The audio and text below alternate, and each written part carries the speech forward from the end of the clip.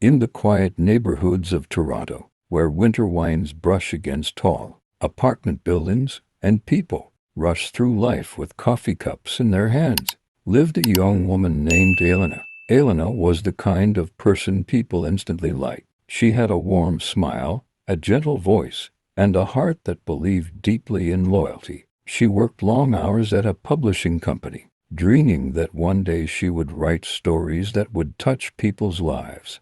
But like many people living in big cities, Elena often felt lonely. That loneliness disappeared the day she met Maya. Maya was vibrant, funny, and confident. She had a way of making people feel special, as if they mattered in a world that was always rushing forward. They met during a team project at work. What started as simple conversations soon turned into long lunches, evening walks, and late-night talks about life. They became inseparable. They shared everything: dreams, fears, family struggles, broken relationships, secrets, the kind of secrets you only tell someone when you believe they will guard them with their life. Elena believed Maya was not just a friend. She believed Maya was family. The first signs. Months passed. Their friendship grew stronger, or at least that's what Elena believed. But something strange slowly started happening. Coworkers who once greeted Elena warmly began acting distant. Some people stopped including her in conversations. A few would suddenly stop talking when she entered the room. At first, Elena ignored it. Maybe I'm overthinking, she told herself. But the feeling grew heavier each day. One afternoon during lunch break, Elena noticed two colleagues whispering while glancing in her direction. When their eyes met hers, they quickly looked away. Her heart tightened. Something was wrong, but she couldn't understand what. The day everything collapsed. It was a cold Friday evening. Snow had begun falling outside, covering the streets of Toronto in soft white sands. Elena left work early and decided to stop by a small cafe where she and Maya often met. As she approached the cafe entrance, she heard laughter, a familiar voice, Maya's voice. Elena smiled at first, but then she heard something that made her stop walking. And she actually cried when she told me about her family problems,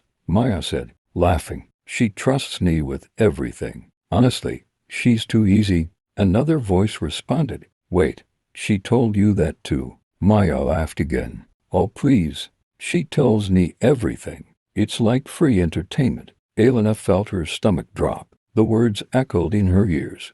Her family problems, her insecurities, her private fears. Everything she had shared in confidence was now gossip, entertainment, a joke. Her chest tightened, as if the air had been sucked out of the world. She stood frozen outside the cafe door, listening as the conversation continued. More secrets, more laughter, more betrayal. Tears filled her eyes, but she couldn't move. The person she trusted most in the world was the one destroying her reputation behind her back. That night, Elena waited for Maya at their apartment. The room was quiet. The clock ticked loudly on the wall. When Maya finally walked in, she immediately noticed Elena's tear-stained face. What's wrong? Maya asked. Elena's voice trembled. I heard you today. Silence.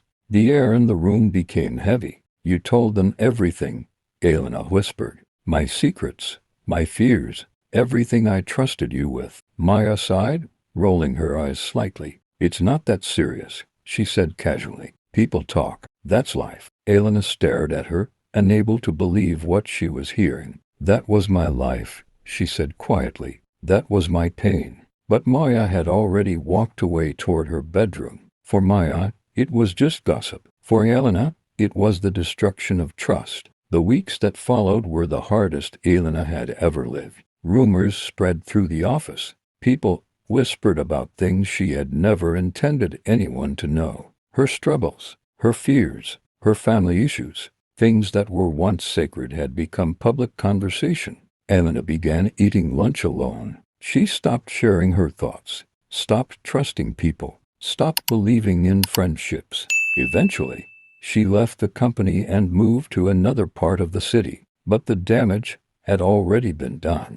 Because betrayal doesn't only hurt in the moment. It leaves scars that stay long after the person who caused them has moved on. Years later, Elena still struggled to trust people. She learned something painful. Sometimes the person who smiles with you, laughs with you, and listens to your secrets is the same person telling those secrets when you're not in the room. And the worst part, the person who betrayed her went on with life happily, while Elena carried the weight of that betrayal quietly in her heart. Backbiting may seem small, just words, just gossip, but sometimes those words can destroy someone's trust forever. So be careful with people's secrets, because to them, those secrets are pieces of their heart. If you've ever been betrayed by someone you trusted, if someone talked behind your back, or if gossip changed your life, share your story in the comments. Your story might help someone else feel less alone.